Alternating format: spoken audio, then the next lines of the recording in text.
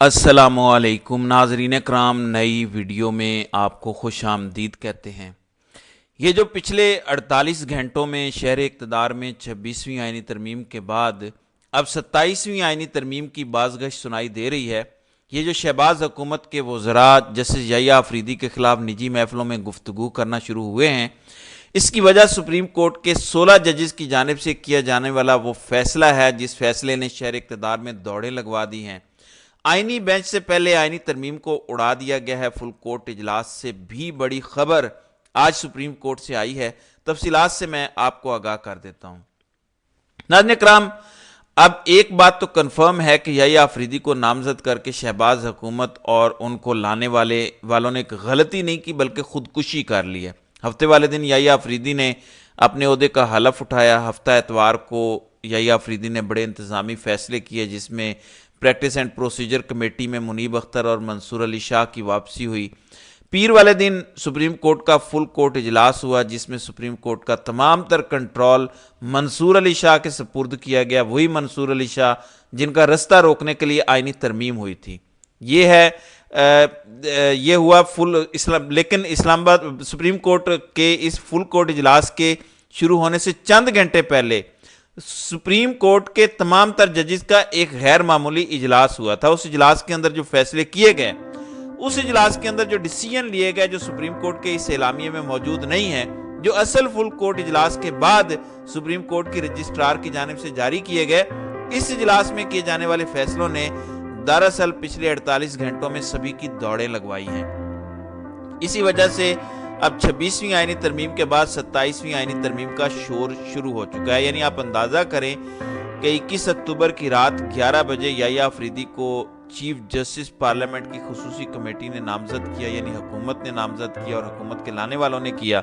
आज 30 अक्टूबर है। पिछले 9 दिनों के अंदर ऐसा क्या हुआ कि अब हुकूमती वज़रा याह्या अफरीदी के खिलाफ निजी महफिलों में गुफ्तगू करना शुरू हो गए। ऐसा क्या हुआ कि शहबाज हुकूमत अब इस बात को तस्लीम करना शुरू हो गई कि याह्या अफरीदी को नामजद करके बहुत बड़ा ब्लंडर हो गया।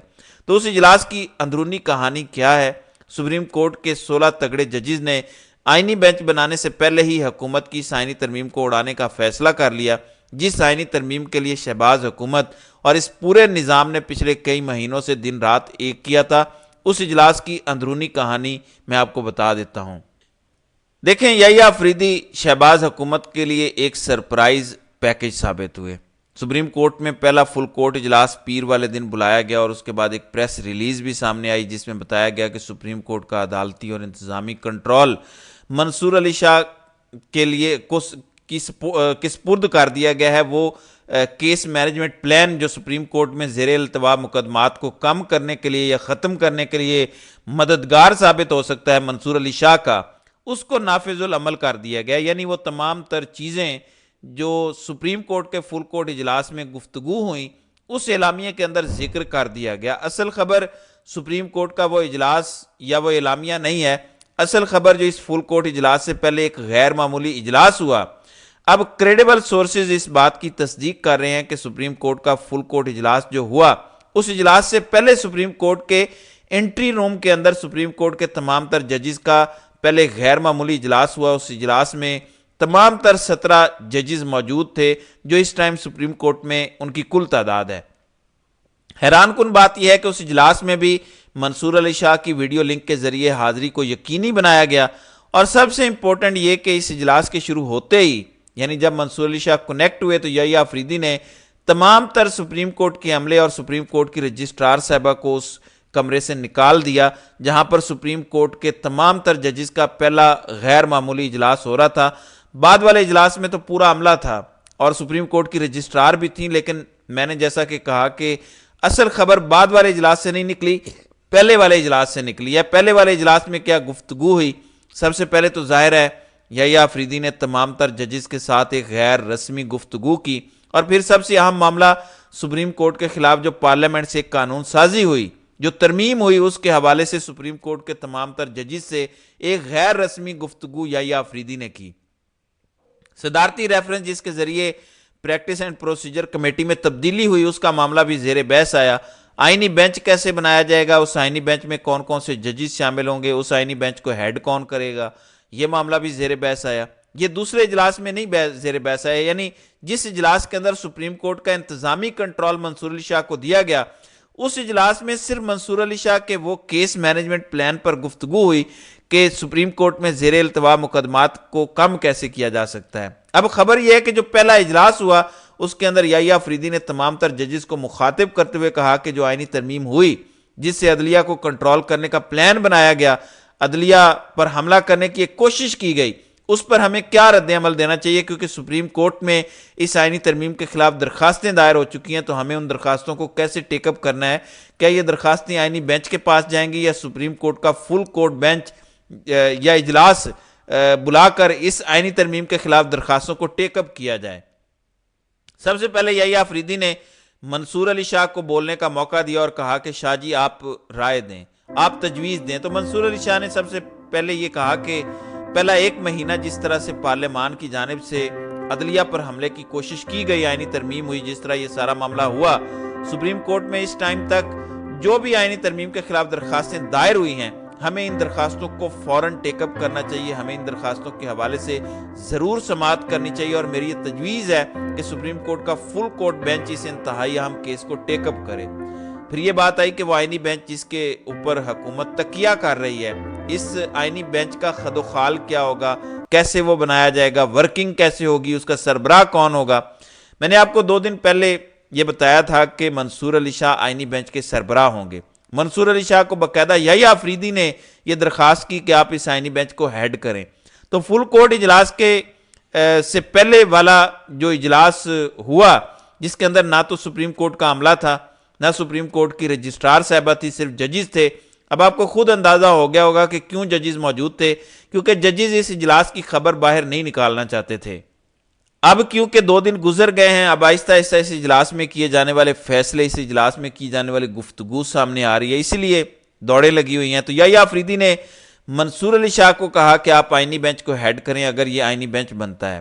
پہلی بات تو یہ ہے کہ اگر آئینی ترمیم ہی اڑ جاتی ہے، اگر سپریم کورٹ کے زیادہ تر ججز اس بات پر ہی متفق ہو جاتے ہیں کہ ہمیں اس آئینی ترمیم کو اڑا دینا چاہیے، پھر آئینی بینچ بھی نہیں بنے گا ماں سوائے ایک جج کے۔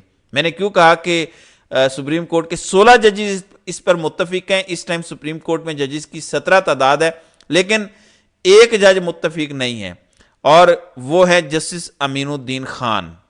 جسٹس امین الدین خان قاضی صاحب کے سب سے قریبی ہیرے ہیں، ذرائع اس بات کی تصدیق کر رہے ہیں کہ 17 میں سے 16 ججز نے یحییٰ آفریدی کی سجیشن پر، اس تجویز پر رضامندی کا اظہار کیا کہ بالکل آئینی ترمیم کے خلاف درخواستوں کو ٹیک اپ ہونا چاہیے۔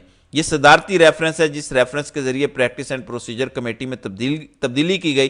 ویسے تو یہ صدارتی ریفرنس پہلے 3 ماہ کے لیے آیا تھا، اب آلریڈی اس کو 1.5 ماہ گزر چکا۔ زیادہ تر ججز کا یہ خیال ہے کہ اگلے مہینے یہ ویسے ہی زیرو ہو جائے گا، اس کی اہمیت ختم ہو جائے گی۔ Muneeb Akhtar practice and procedure committee میں واپس آ چکے ہیں، تو ہمیں اس صدارتی ریفرنس کو نہیں چھیڑنا چاہیے۔ اگلے مہینے یہ صدارتی ریفرنس خود بخود ختم ہو جائے گا، تو ہمیں یہ فضول پنگا نہیں لینا چاہیے۔ البتہ یہ جو آئینی ترمیم ہے، اس کے خلاف جتنی درخواستیں آتی ہیں اگلے ہفتے تک، ابھی تک سپریم کورٹ بار ایسوسی ایشن کے سابق صدر عابد زبیری کی درخواست آ چکی ہے، سلمان اکرم راجہ درخواست دے چکے ہیں، تو جتنی درخواستیں اس 1 ہفتے میں آئیں گی، ان تمام تر درخواستوں کو کلیبوریٹ کر کے، مرج کر کے، پھر سپریم کورٹ کا فل کورٹ اجلاس بلایا جائے گا۔ تب تک منصور علی شاہ بھی سعودی عرب سے واپس آ چکے ہوں گے۔ ظاہر ہے وہ سینئر پیونی جج ہیں اور ان کا بینچ کے اندر ہونا ضروری ہے، کیونکہ سپریم کورٹ کا یہ فل بینچ ہوگا۔ تو یحییٰ آفریدی نے تمام تر ججز کے سامنے یہ کہا کہ منصور علی شاہ کے واپس آتے ہی اس معاملے کو ٹیک اپ کیا جائے گا۔ اب وہ جو سپریم کورٹ کا غیر معمولی اجلاس تھا، ججز اس بات کی نشاندہی کر رہا ہے کہ کچھ ہے جس کی پردہ داری ہے۔ اسی وجہ سے شہر اقتدار میں اب 26ویں کے بعد 27ویں یعنی ترمیم کی باز گشت ہے، یعنی آج جمعہ 8 دن ہوئے ہیں اس 26ویں یعنی ترمیم کو ہوئے، نہ اس کے خد و خال کا پتہ ہے، نہ کانٹینٹ کا، نہ ان کی شکوں کا صحیح سے سمجھ آیا ہے، لیکن حکومت 27ویں یعنی ترمیم کے پیچھے پڑ گئی ہے، کیونکہ اس کے اندر حکومت نے جو بلنڈر کر دیا ہے یا ان سے کروایا گیا ہے، اس کا اثر زیرو کرنے کے لیے 27ویں یعنی ترمیم کے حوالے سے بات چیت کی جا رہی ہے۔ اب سپریم کورٹ کے ججز کا جو پہلا غیر معمولی اجلاس تھا، اس کے اندر جو فیصلے کیے گئے اور ایک سٹرونگ ری ایکشن دینے کا فیصلہ کیا گیا، کیونکہ پہلے تو یہی باز گشت تھی کہ یحییٰ آفریدی سپریم کورٹ کے چیف جسٹس بنیں گے، منصور علی شاہ اور منیب اختر سینئر ہیں، وہ سپر سیڈ ہو جائیں گے، تو این ممکن ہے وہ استعفیٰ دے کے ریزائن کر دیں۔ اب جب کہ حکومت اس پلان میں ناکام ہو گئی ہے، پھر یحییٰ آفریدی نے فل کورٹ اجلاس سے پہلے جو غیر رسمی گفتگو کی تھا، یہ بھی فل کورٹ اجلاس ہی، لیکن کیونکہ یحییٰ آفریدی اسے پبلک نہیں کرنا چاہتے تھے تو اسی وجہ سے سپریم کورٹ کی رجسٹرار کو بھی نکالا گیا۔ البتہ ایک بات میں بتا دوں کہ سپریم کورٹ کی رجسٹرار غزیلہ صاحبہ قاضی کی لگائی ہوئی، یعنی ممکن تھا کہ وہ اجلاس میں بیٹھتی تو اجلاس کی خبر شاید وہ لیک آؤٹ کر دیتی، اس لیے یحییٰ آفریدی نے جیسے ہی منصور علی شاہ سے کنیکٹ ہوئے اس اجلاس میں تو تمام تر عملے کو اور سپریم کورٹ کی رجسٹرار کو کمرے سے نکالا۔ اسی لیے میں آپ کو بتا رہا ہوں کہ پچھلے 48 گھنٹوں کے اندر یہ جو غیر معمولی دوڑیں شہر اقتدار میں لگی ہوئی ہیں، اس کی وجہ سپریم کورٹ کے 16 ججز کی جانب سے کیا جانے والا وہ غیر معمولی فیصلہ ہے جو سپریم کورٹ کے پہلے فل کورٹ اجلاس میں ہوا، جس کی خبر میڈیا میں نہیں آئی۔ بہرحال دیکھتے ہیں کہ آگے آگے ہوتا ہے کیا۔ تو ناظرین کرام، آپ کی اس ویڈیو کے حوالے سے کیا رائے ہے؟ آپ اپنی رائے کا اظہار کامنٹ سیکشن میں ضرور کیجیے گا۔